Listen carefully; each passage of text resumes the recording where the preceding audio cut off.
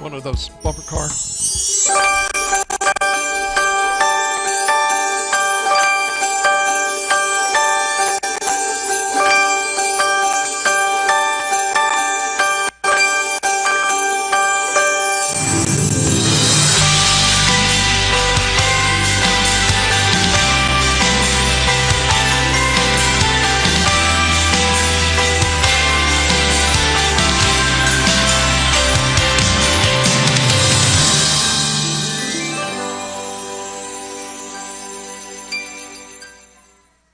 There was a guy wrote a song back in,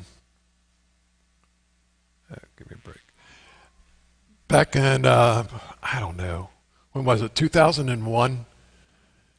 He wrote the song, Where Were You When the World Stopped Turning?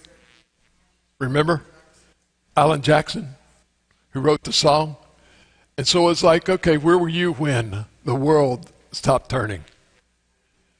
And so one of the things that we need to understand is the question a lot of times is like, where were you when?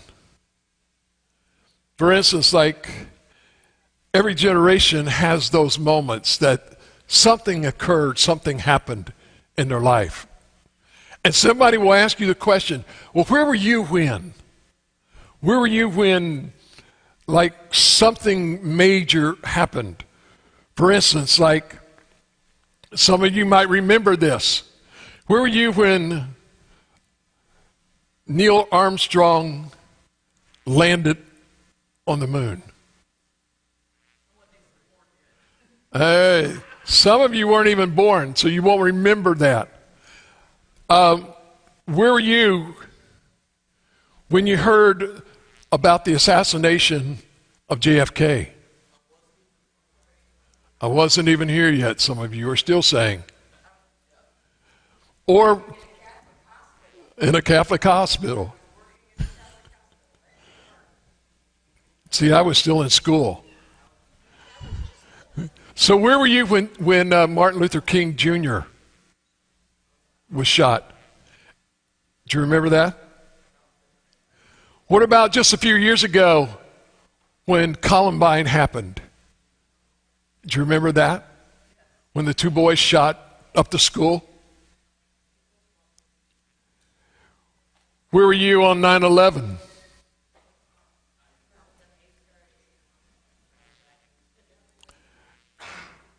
Some of these will date a lot of us. Others, it'll also date you too, knowing that you're young and the rest of us are old. But let me ask you this question. Where were you when you realized that this coronavirus was for real? Or some saying that, I don't know. Is it? Is it all made up? But you see, with every one of these, the landing on the moon, Columbine, the assassination, the coronavirus, all of these are moments and they all change things. And there's no going back. We keep hearing all of the time, well, as soon as this is over, we can all go back to. Unfortunately, what are you going back to? A lot of people have lost their lives. Families have now been divided. When something else comes along, how much are you going to be afraid? How much fear? Are masks going to be around for the rest of life? You know, we don't know. But we're seeing that our cultures are shifting. And what happens is we have no warning a lot of times when a lot of uncertainty in this comes into our lives. Some of you have been affected with this already. Some of you have had to isolate. Some of you wish you could isolate. But so many times we're sitting around and we're wondering, okay, so what's going to happen? So may I say to you, welcome to 2020. Because I don't know about you, but I think we can actually all say, what a year. We didn't realize how much uncertainty when January the 1st came around. We were all looking forward to certain things that we were going to do. And then all of a sudden, it just kind of like shut down. And everything began to happen. I don't know about you, but I think that this probably has to rank among one of the top 10 greatest uncertainties of all times. You see, because we've all been living in this for almost a whole year. It started with a global pandemic. It started in a little place, but the next thing you know, it just spread everywhere. It was like, okay, who's going to be affected next? So we went into this global pandemic. And then the next thing you know, we see an economic recession or economic recession that hits. Then the next thing you begin to see is all of the things that are going on and all of the headlines. And when you look at this with everything that's going on and everything that's happening, you could probably write a great sci-fi thriller. And sometimes it's almost like we're living out this sci-fi thriller. Because what's happened is we've gone from the pandemic to an economic recession. We've gone to mass unemployment. They had projected at one time it was going to go up to 36%. It didn't get there. It's coming back down. We now see from this to a political division like we've never seen before in this country, and it's only getting worse. All of a sudden, our culture that was so developed and embedded in every one of us has now been completely turned upside down. It's what's going to be the next cancel culture. What are they going to talk about this time or that time? We're talking about racial reckoning. People are saying, they got mad or upset because, a black individual got killed by a policeman. And I understand they shouldn't be. But the next thing you know, it was all of a sudden someone gets killed, and the next thing you know, they're looting stores, they're killing other people, they're beating up policemen, they're beating up elderly people. If someone had a MAGA hat on, then they were sitting there doing this or doing that to them. It was yesterday, there was another event where an SUV comes down through there trying to run into a bunch of protesters, and the SUV ends up on its side. And we're looking to see all of these things that are going on. And then, not only that, look at the number of wildfires that happened this year. Not only in California, Oregon, Washington, I think Idaho, Colorado, all of these places. And not only did we have record wildfires, we also had one that was called a fire tornado. I don't know about you, but that's the first time that I've heard of that in my life. Maybe they've been there before, we just didn't know. Record number of hurricanes that ever been recorded. And not only that, floods. Did I miss anything? Or is that enough? You see, if it's not the new world or the new word of the year, I would really like to make it official. It's called doom scrolling. And this is where what happens is You scroll through all of your news feed on your media, on your social media.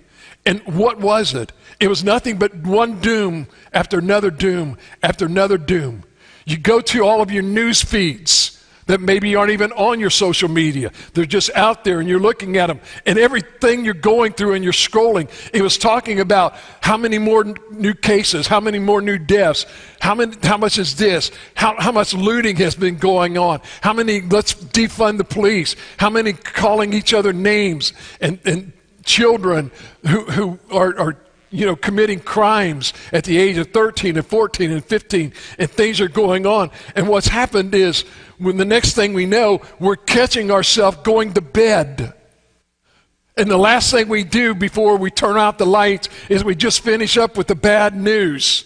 And it's no wonder that when we try to go to sleep and we try to calm down, that we sink ourselves into a long-term anxiety and depression. Because sleep was to help us get away from it. And so what's the last thing that you thought of before you went to sleep? If you're like me, a lot of times what I would do is I would turn on the news at 11 o'clock and I would watch the local news. I don't even do that anymore. Because it's so stinking depressing. I go to Perry Mason, Gomer Pyle, something like that, and I'll fall asleep with some dumb TV show that just makes you laugh, but it doesn't make a bit of sense. Why? Because I don't want to get into this thing of anxiety and depression. I've quit watching a lot of things on TV anymore because I just get upset with all of the things that are going on and all of the things that are happening. Now listen, I'm not here this morning to bring you down, quite the opposite. That's reality of what's going on and everything that's happening. But listen, this is really, we've been living this for quite some time, and it has been a tough year. And I don't know about you all, but if there's any time ever that we needed Christmas, I think it's right now. And you're hearing all of these places saying, well, we're going to cancel Christmas, cancel Christmas. I am so glad that finally, and people can say what they want to, but I am so glad finally we got judges on the Supreme Court that will sit down and say, I don't care who you are, you as a governor have no right whatsoever to cancel a church service based upon 10 people. No way. It's already happened in New York, and it's going to happen all of the other places. Because if you can have more than 10 people at a basketball game or a baseball game or a football game, or more than 10 people at Walmart or Kroger, you should be able to have 10 people in church. So I'm an old guy. But Thanksgiving is over. This is the Advent for Christmas. Christmas is coming in just a little bit over four weeks. So we need to understand that this is a season of hope. Advent is all about hope. And the word Advent means coming or arrival. In the season that we come into and we finish it up with Christmas, it's a time when we're expecting things, we're waiting. And it's anticipation and longing. It's like I've waited all year to finally get something that I wanted for Christmas. I don't know about you, but as a little kid, you would get things for your birthday. And that was cool, that was okay, that was fine. But I loved the Christmas lights. I loved the Christmas tree. As a little kid, I loved walking downtown Hamilton and watching as they had decorated the whole city and how beautiful it was. I couldn't wait to get to the courthouse and get there where Santa was. Santa was always there, and you could go up and there would be Santa Claus, okay? And that was last year, by the way.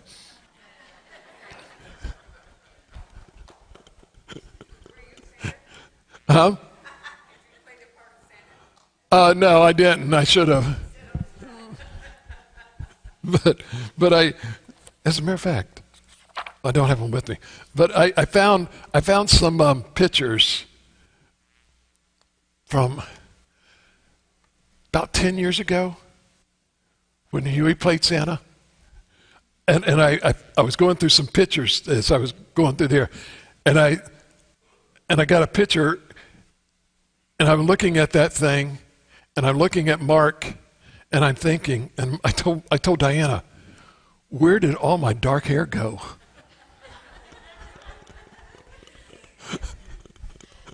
It was like, that wasn't that long ago. Where did it all go to?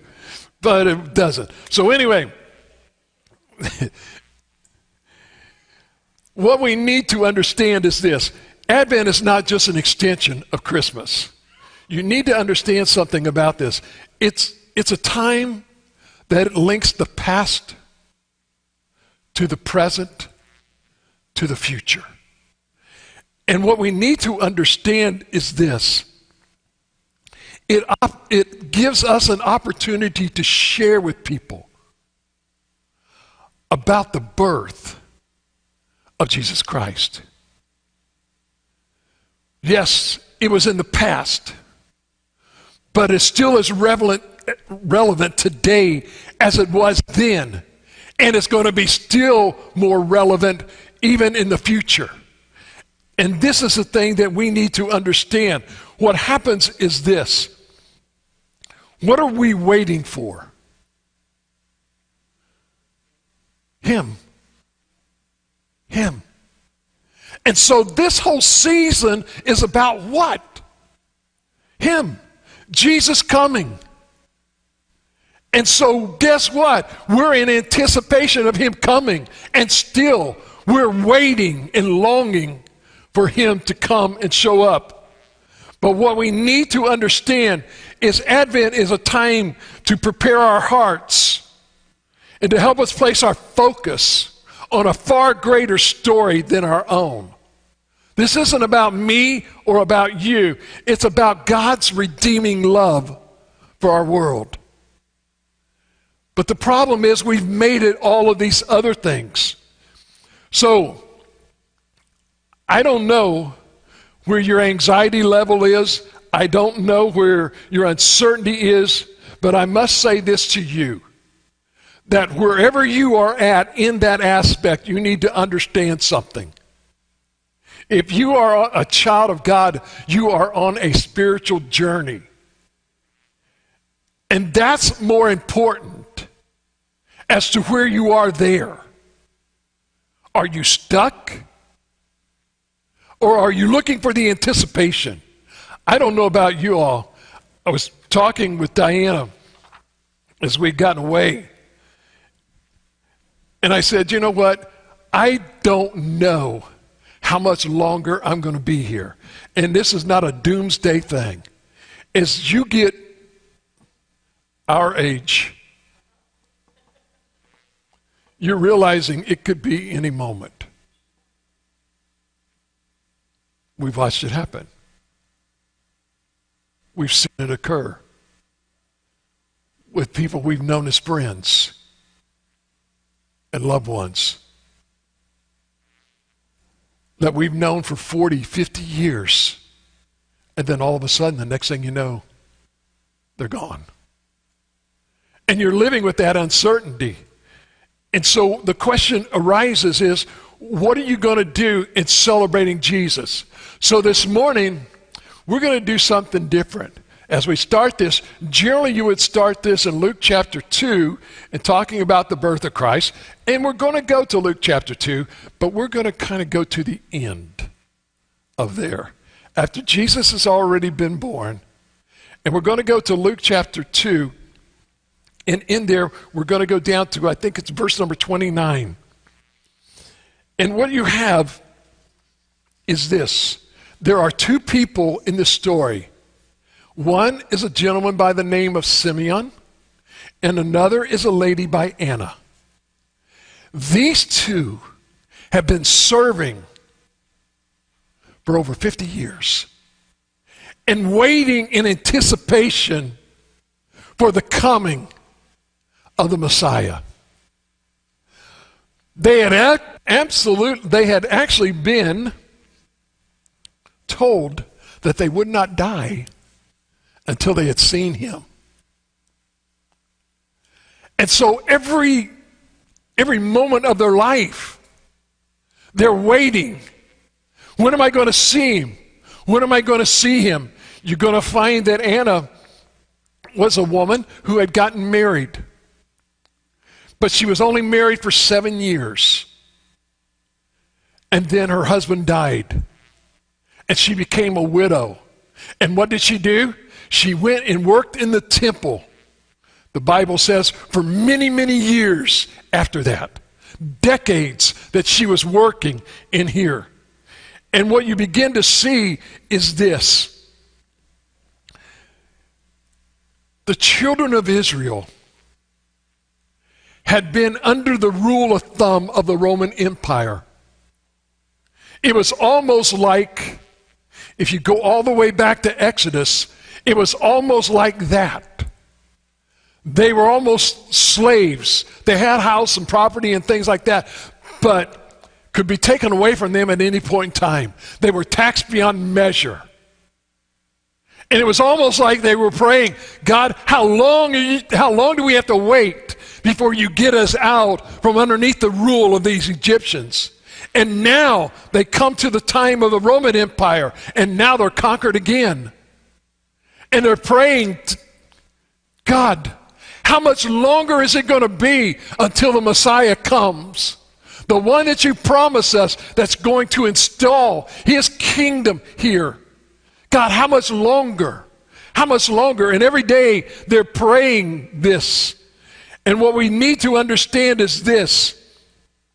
That God had told Abraham all the way back in Genesis chapter 1, verse number 23. He said, all people on earth will be blessed through you, Abraham.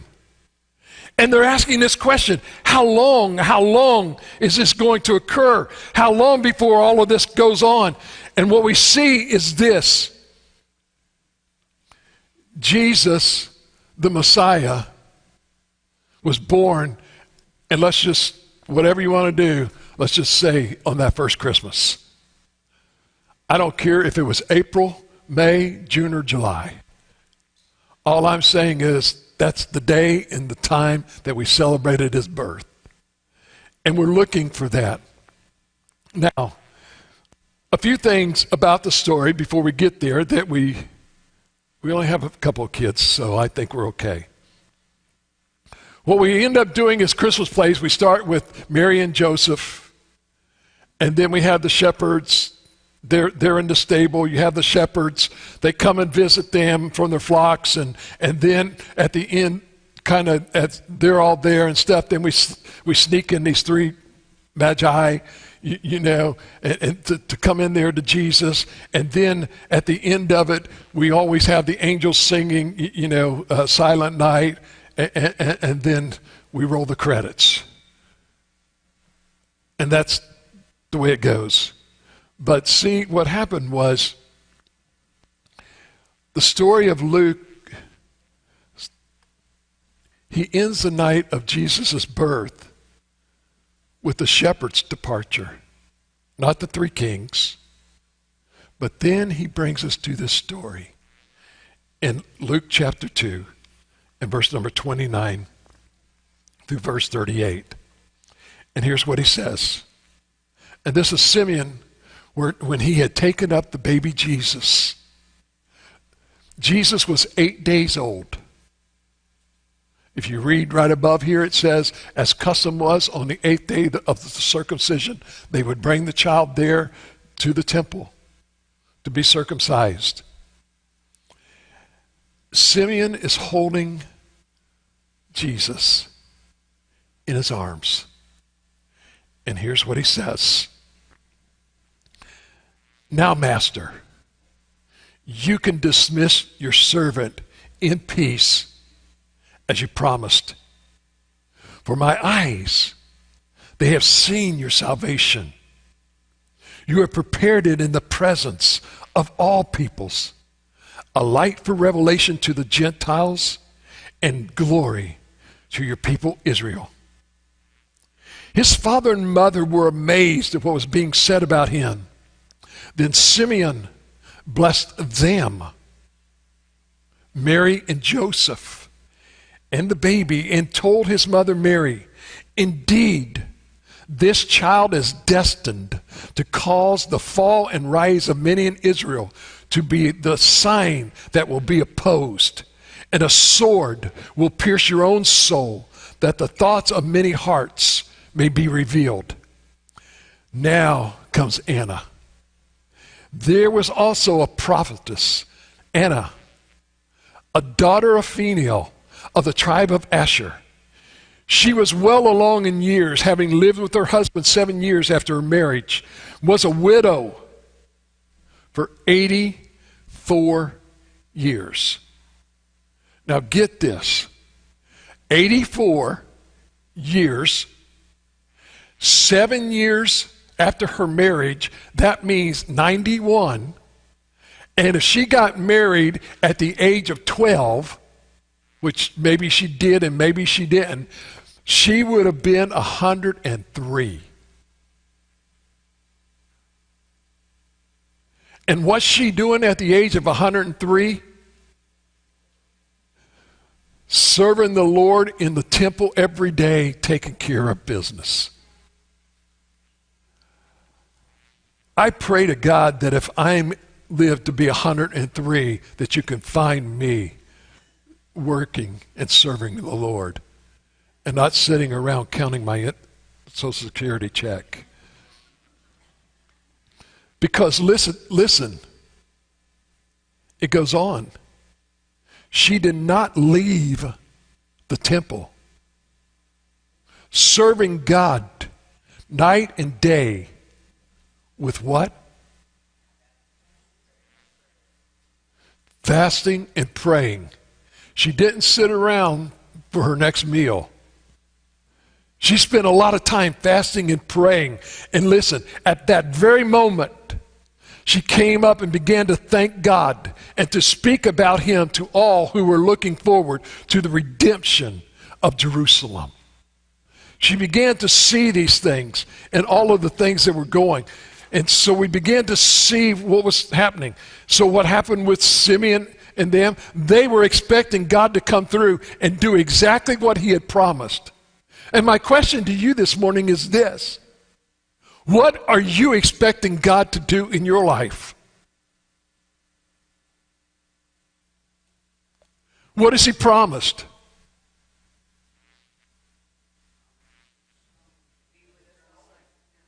He said, "I promise that I will be with you always until the end of the age." So what does that mean? That means in the good times, in the bad times, guess what? He's there. I hear people all the time say, "God, why have you forsaken me?" He hasn't forsaken you. Is everything going to be nice and rosy? Ain't no way. It ain't going to happen here. If you're looking for a rosy, you just need to put on some different glasses, because you ain't going to see it in the ones you're going to wear. You need to paint happy faces on the inside so that that's all you can see, and cover up the rest, because the rest of it is not going to be there. But we know that they were ready to see God do some great things.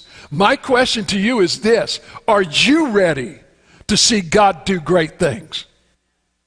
I keep hearing people all the time saying, "God, where are you? Look at this world. It's a mess." He never one time promised us that this world was not going to be a mess. As a matter of fact, may I say, quite the opposite. Because what he did promise us is this: that the hearts and minds of men will be evil continuously. They will always be conniving and dreaming up something more devious than the day before. You say, "Well, what do you mean?" Call it whatever you want to call it. People who are hung up with drugs, looking for the next fix. And when they get used to those drugs, what are they looking for? Something stronger.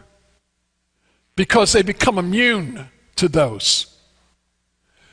We become immune to a lot of things, and then the next thing we know, we're looking for something else, and something else, and something else. And this is what he's saying. He's saying, listen, what are you wanting to do? We need to understand that what happens is that when you look at the Christmas story with all of the people, the shepherds, the magi, the animals, Simeon, Anna, Mary, and Joseph, how was Jesus greeted? This ain't happening. This is just a dream. We're going to wake up tomorrow and the world's going to be the same as it was. And we'll go back to the normal. It didn't happen that way. When Jesus was born, Mary and Joseph's life was turned upside down. When Jesus was born, the Magi, their life was turned upside down. They had been waiting and waiting and waiting in anticipation. Again, it took them about 2 years to get there, not a couple hours. They didn't come from a fire. They came from afar. 3. That's exactly right. And they weren't 3. There was a huge caravan of these guys. And that's how they knew they were coming. Those camels were kicking up some dust. And whatever they gave them, they gave them. They gave them, frankincense, gold, and myrrh. And they may have given us some other things too. We don't know. We know for that because those were certain things that represented things. And this is the whole story. But it changed all of their lives. My question to you is this. Jesus said he's coming. He did. He's coming again. He will. And what are we going to look at and see? Once we get done with this, we'll tell you as we go back to Revelation chapter 6, as we begin to see the opening of the seals as to what the anticipation is that we heard. But listen, we need to understand something. Why didn't God, look at this. Here we have those shepherds out there. And what did he give to recognize who was there? Some angels, right? Now, the shepherds were probably not old people. They were probably young. And so what happens?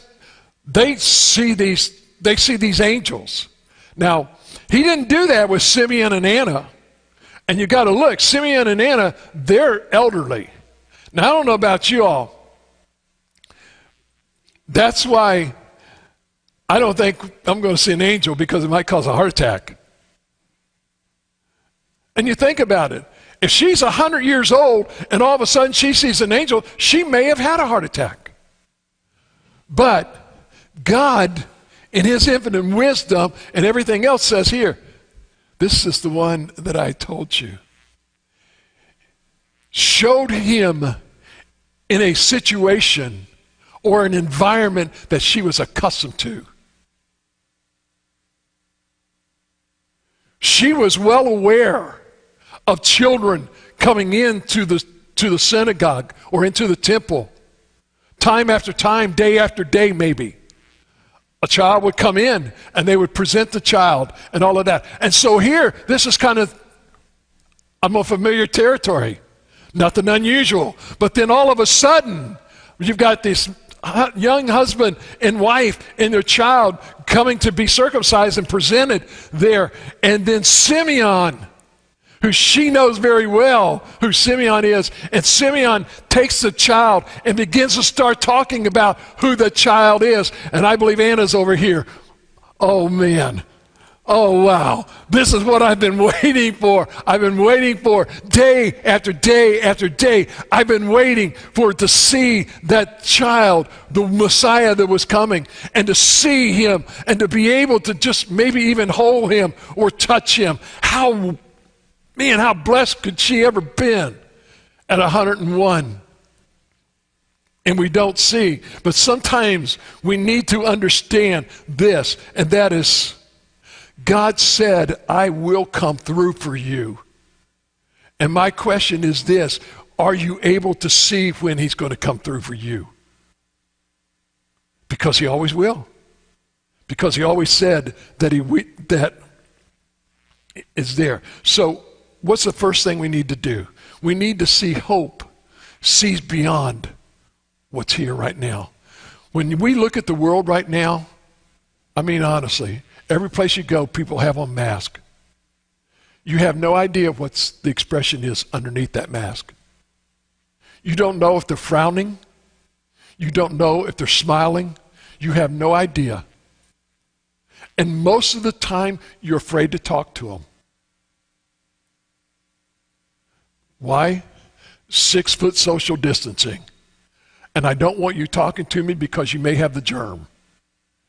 And even though the mask that I've got on, they're beginning to prove that the mask that we have on isn't as good as they thought it was. There's more cases.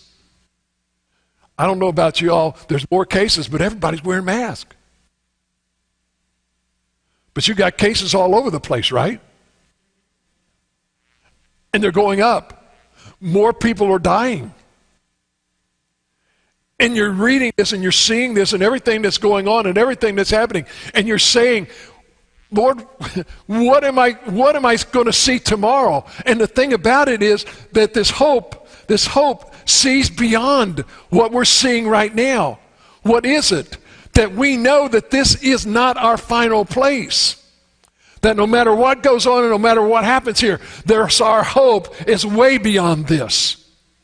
That as soon as we're out of here, it's over with, it's done with, and we don't have to deal with this anymore. That's our hope. But until then, our job is to help provide the hope for the people that don't have the hope right now so that they can see beyond all of this and beyond all of their despairs.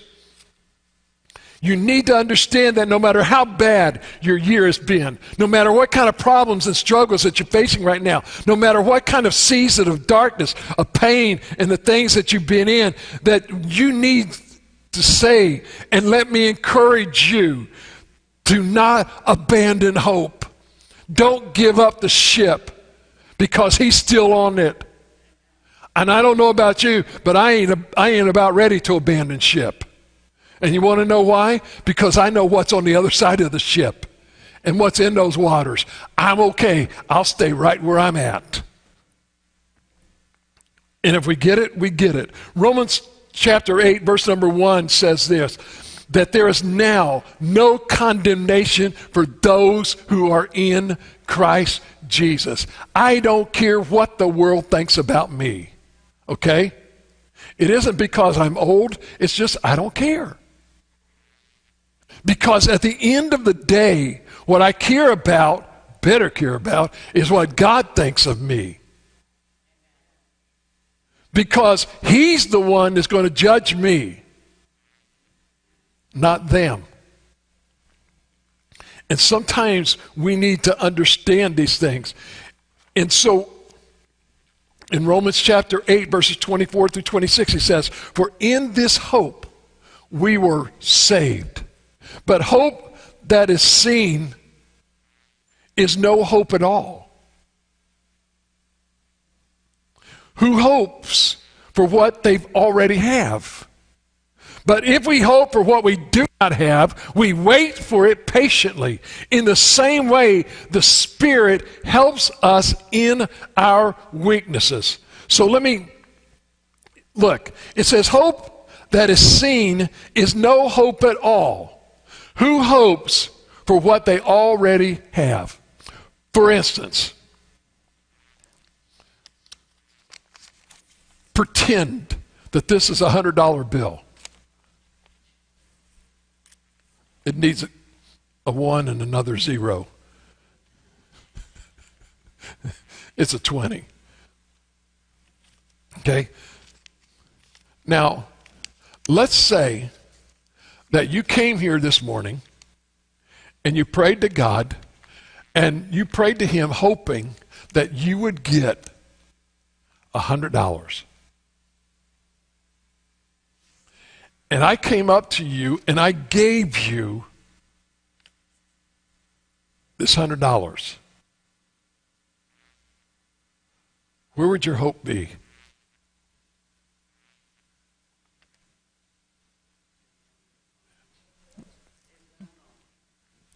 I don't need to hope in getting my $100 anymore because I've already seen my $100. And that's what he says. Our hope is not in what we've seen. Because once you've seen it, the hope is gone. The hope is in what you haven't seen. This is why my hope is in Jesus Christ. My hope is not in this world. As a matter of fact, they go on to say, if your hope is only in this world, then you are a most miserable person. And now you want to know why there are so many people in the world that are miserable? They're hoping in their jobs. And they lost their jobs. Their hope is in their money. And they don't have any. Their hope is in their food. The cupboards are bare. Their hope is in their children. And our children let us down sometimes. Their hope is in their neighbors. And their neighbors let them down. Our hope sometimes is even in our church. And there are some times that maybe your church let us down. But may I say this to you, all of these are things that we've seen. So where is my hope? My hope is in things that I haven't seen. Jesus. In Jesus. And when I see Him, I'm out of here. I ain't coming back. So we need to understand these things. Now, let me say this. Number 2, God is with us. He is here now and always. Always. You see, may I say this to you? With God, there is no uncertainty. Because God knows your pains and your struggles. He knows what you're going through. May I say something to y'all? I hear people all the time say, well, I guess this coronavirus mutated and caught God all unaware. Really? I don't know what God you're serving. But my God knew all about it. He knew the effects of it. And there was a reason that He was not surprised when the economy froze and sunk. He was not surprised when your loved one got the diagnosis that maybe they have it. He was there. And a lot of times it breaks people into confusion. But let me say something to you, and that is this. God sees you. He knows you, and He knows where you're at, and He is Emmanuel. Jeremiah chapter 29, verse 11 says, "For I know the plans that I have for you, declares the Lord, plans to prosper you and not to harm you, plans to give you hope and a future." So where is my hope? It's in Him. He's already got my plans for the future. In Isaiah chapter 43, verses 1 through 2, he says, "Do not fear, for I have redeemed you. I have summoned you by name. You are mine. When you pass through the waters, I will be with you. And when you pass through the rivers, they will not sweep over you. When you walk through the fire, you will not be burned. The flames will not set you ablaze."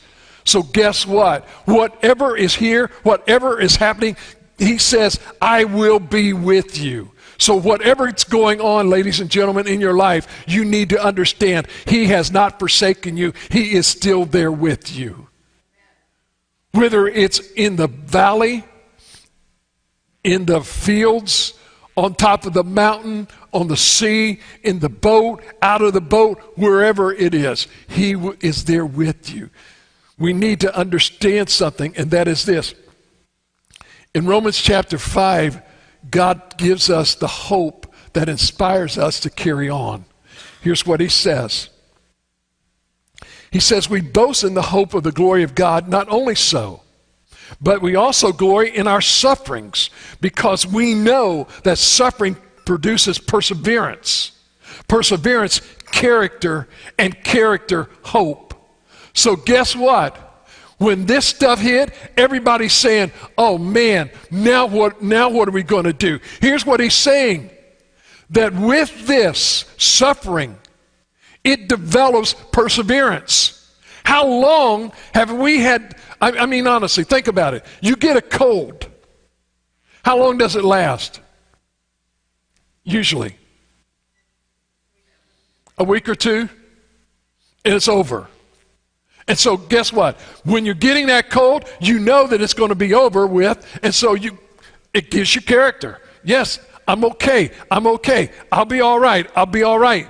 And so what happens? With all of this, ladies and gentlemen, it is producing perseverance. Yes, it's still here. They told us it was going to go away. It hasn't. They're telling us it's going to go away. It might, and it might not. So what happens if it stays till 2022? Yeah, he's still in control. And guess what? We're still persevering. And guess what? It's building character. The character that needs to be built. And what is that? Because what he says, look at what he says. He says, because we glory in our sufferings, because we know that suffering produces perseverance. Perseverance produces character, and character gives us what? Hope. What are we looking for? I know a lot of people talk about and say, "Man, you are a character." Yes. You want to know why? Because I got a lot of hope. And as long as I have a hope, I'm going to be a character. Maybe not the character that he's talking about right here. But look at what he says. In hope, hope does not put us to shame, because God's love has been poured out into our hearts through the Holy Spirit who has been given to us. I want to finish with a little video that I've got here, but I need to give you a setup for this video. This video is about a gentleman in April of this year, of 2020, when the coronavirus hit. This gentleman his name was Tom Moore. He was a captain.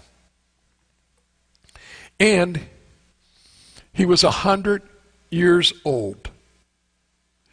And what happened was he had a son who was going to give him $1 for walking around his garden. And for every time that he would walk around his garden, he was going to give him $1.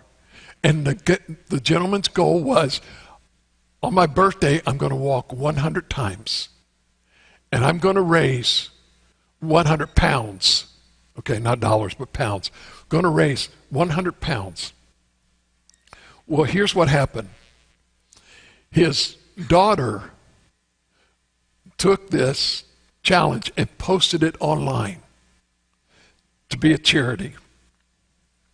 And the news spread quickly. And suddenly, what you'll see is the whole world watching this gentleman 100 years old, walking that lap. But let me say this to you all. He raised $40 million for the British healthcare system during the coronavirus. And not only that, he became a national hero. And I didn't pull up the video for it, but Queen Elizabeth knighted him. And he now is Captain Sir Tom Moore. And the video is only like about a minute of him walking that. And here he comes, Captain Tom Moore, approaching his 100th birthday, 100 laps of his garden during lockdown, all of the money going to NHS charities, a guard of honour from the 1st Battalion, the Yorkshire Regiment. Inches to go, and there he is. Congratulations. Well done. Absolutely amazing, amazing achievement. Captain Tom, how do you feel this morning? Fine. I mean, yes. I mean, I'm surrounded by the right sort of people, so yes, I feel fine. I hope you're all feeling fine too. Well, we are feeling much more fine. I think we've all been inspired. The whole country, it seems like the whole world has been inspired by your achievement. Oh, thank you. Really great to see you this morning. Yes. So after later on in the reporters, they asked him this question. They said, what was the hardest part of this whole thing? And you know what he said? The first step. He said the first step was the hardest. He said, because after that, I got into the swing of it, and I kept on going. And I just kept on going. May I say this, that no matter where you're at this morning, and no matter what you're going through, the first step is the hardest. But then when you take the second step, it begins to bring hope, saying, we're walking out of this together, Lord. We're walking out of this together. I got a hold of your hand, and I know it'll be okay. But the first step, you've got to trust him. And that's the hardest. Because so many times we see these things, but we need to find that there's hope in him. So my question to you is this. As we begin to look at everything that's going on, what's your next step? Are you just sitting down waiting for this to all end? Or are you taking a step of faith that says, okay, no matter where this leads me to, Lord, I'm trusting you. No matter what it's going to bring me through, I need you. I need you. Why? Because the next step gets easier and easier and easier. Does that mean that you're not going to hit some rough times? You're going to hit some rough times. But the more you walk, the more strength you get. It's when we sit down that everything begins to start loosening the texture and the tone of the muscles that his Spirit has brought us through. So here I'm saying to you is this. We're getting ready in 4 weeks to celebrate the birth of the coming of Jesus. My question to you is, why not start it now? Because what am I celebrating? May I say this to you?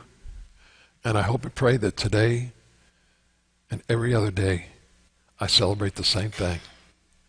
I celebrate his coming. Because I know he's coming. I know he's coming. I don't know about you all.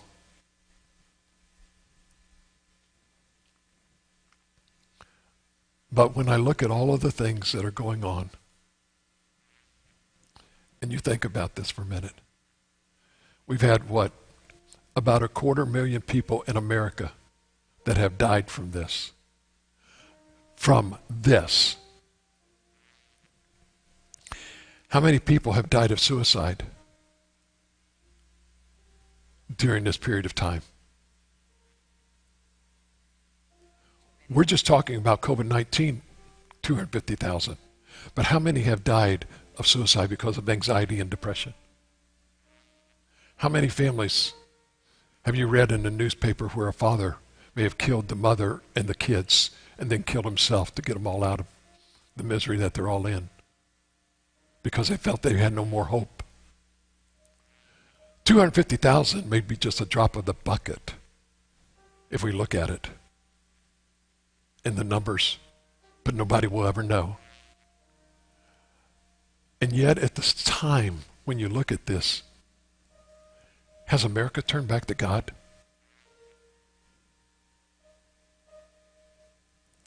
They're already doing studies that almost every church, it doesn't matter, is probably going to lose when and if they do get back to normal. We're probably going to lose anywhere from 20 to 25% of their congregation. You know where they're going to be? On Facebook. Most churches like this are probably going to close because the younger generation just wants to go and watch online. I get my Jesus fix and I go home.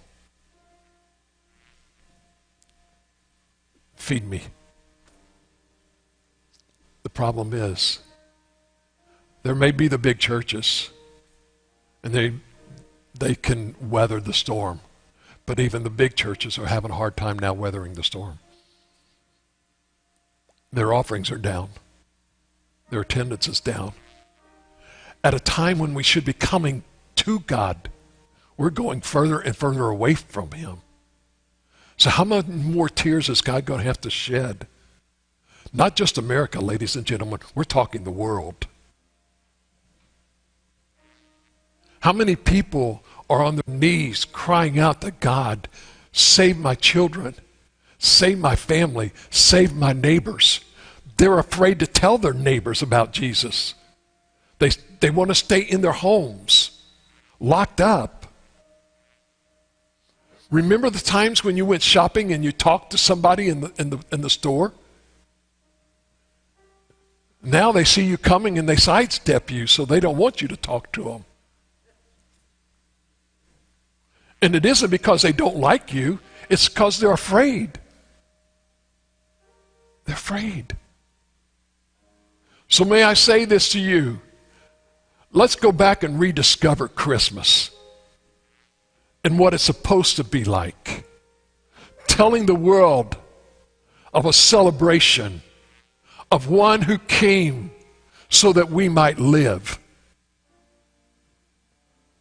Because if we don't, it may be the last. And I don't know about you all. If it is my last, I've led a great life. And I've been blessed. But I ain't ready yet. Because there's still more to come. And there's still more souls to save. There's still more to come. But the question is, are we ready to see that? Let's stand this morning.